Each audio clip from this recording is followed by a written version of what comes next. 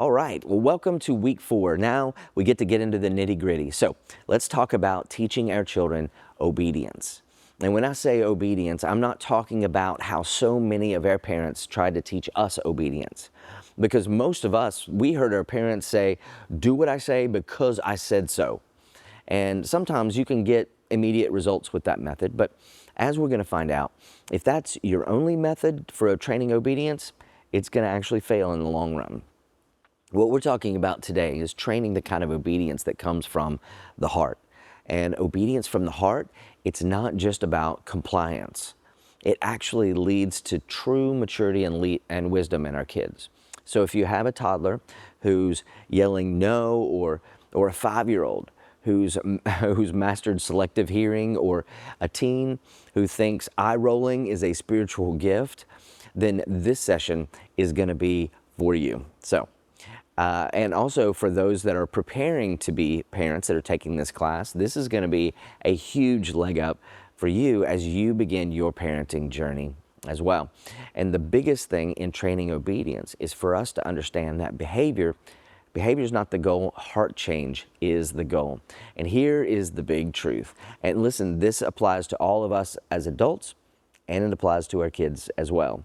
And that is that God isn't just after our behavior, He's actually after our hearts. Because God knows that if He gets our hearts, then obeying Him is a natural byproduct. And that's what we're aiming for with our kids as well. We don't want kids that obey out of fear. We don't want kids who obey just because we're within eyeshot.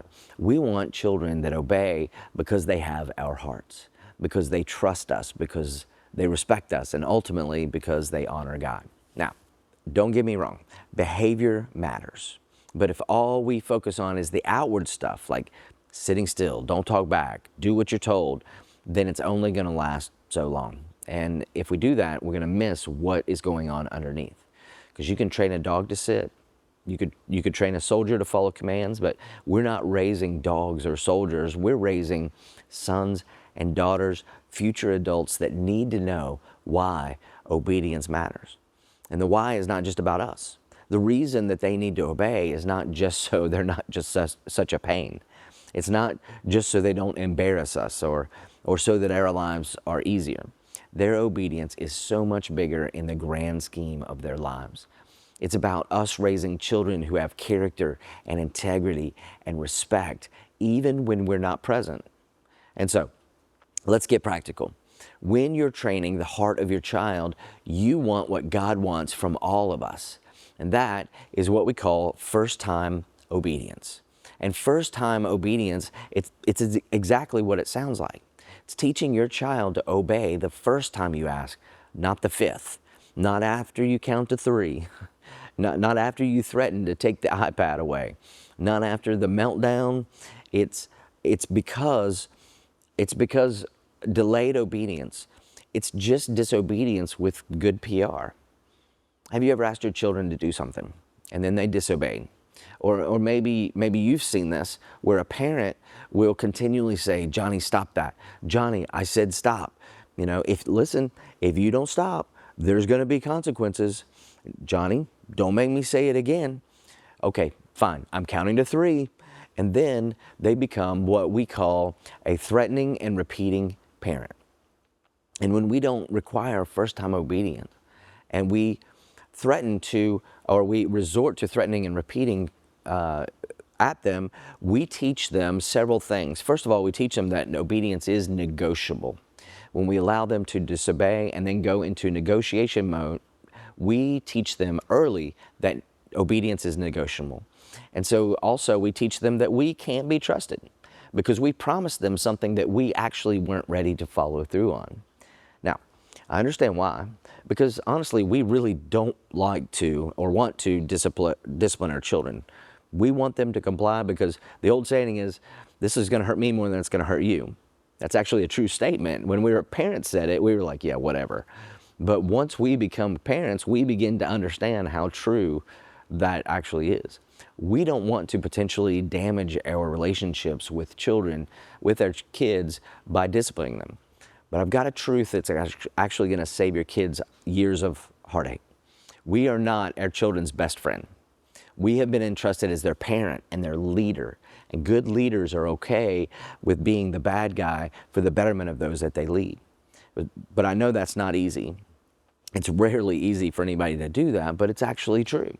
And so when your children are very young and you say, don't touch that, and he touches it anyway, then there is an immediate consequence, or there should be, because you are expecting first-time obedience.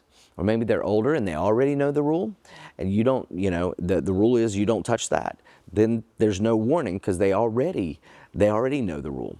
And so first-time obedience is that they know not to touch it, but they did, and so there's an immediate consequence that they chose to have. That is first-time obedience. And as far as consequences, each one of you are going to have to choose what that is. And a couple things about consequences. And we all know this about our own lives. When we make a poor decision, and there are consequences, and that is that consequences always include pain of some kind. For instance, when we make poor choices, we inevitably have to suffer the consequences. It could be relationally, professionally, spiritually, physically, but in every area, life doesn't just redirect us. When life gives us consequences, they always include some kind of pain. And to be honest, that's usually how we learn best, is we touch what we shouldn't in some areas and we get burned. And so while you're training your children, if their consequences don't include pain in some way, not only is it not effective, but also we give them a false sense of how the world they live in is going to treat them when they make bad choices. And like I said, you have to determine what you're comfortable with in regard to consequences for your children. If it's a smack on the hand for touching something, that it should hurt, or it should startle them.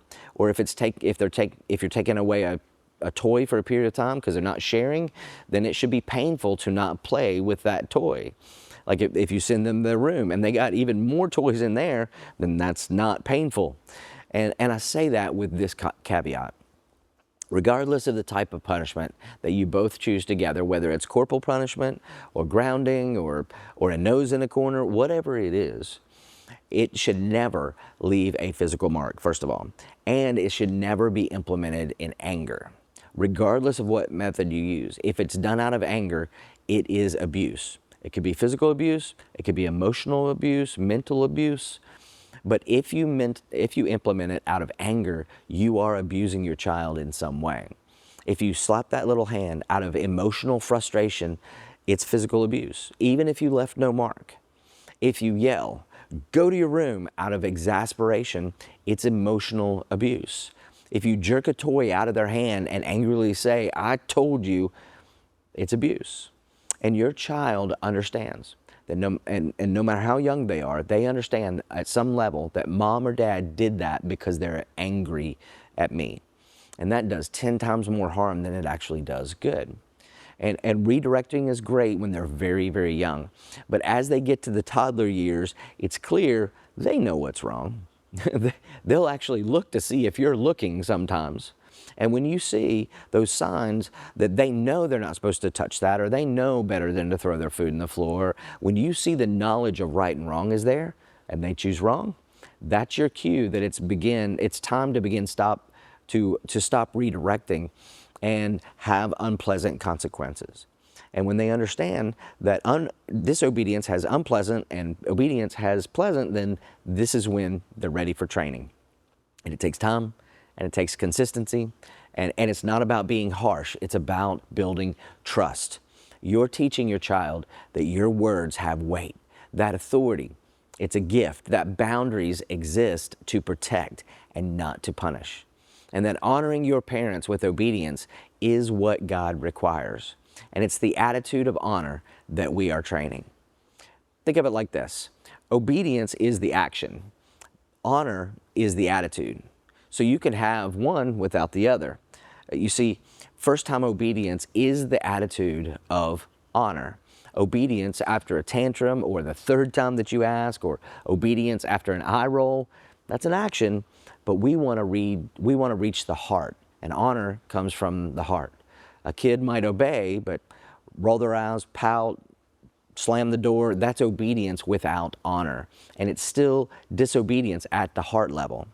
And so our goal is not having perfect kids. It's having kids whose hearts are learning to trust and respect us and God. And so here's your challenge this week. Pay attention not to just what your kids are doing, but pay attention to how they're doing it. Do they have first-time obedience? And if they're obeying, are they responding with trust or just compliance? Are they obeying but with a rebellious heart? Like, are you giving consistent, calm leadership, or are you reacting and hoping that it sticks? And one more thing, don't forget to model this yourself. Obedience and honor, they start with us.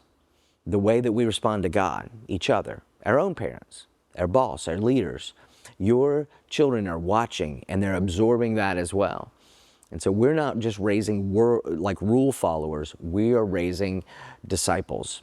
And so let's go after their hearts.